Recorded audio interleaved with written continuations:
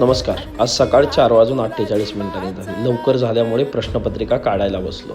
दिवसाचा वेळ वाचवण्यासाठी. मग परत प्रश्नपत्रिका काढून झाल्यावर सेटअप लावायचा कार्यक्रम केला. आवरून 7 वाजता आपल्या लेक्चरला हजर व्हायचं होतं. मग हजर झालो. आज थोडं एन्जॉय करत होतो कारण आज आवडता विषय DC मशीन होता.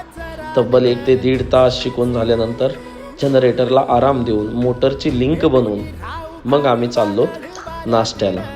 आज नाश्त्याला जायचं वेगळंच मुहूर्त कारण आमचे शेठ म्हणजे आमचे चिरंजीव अभिमन्यू होते. अभिमन्यूने आम्ही दोघांनी मिळून नाश्ता केला.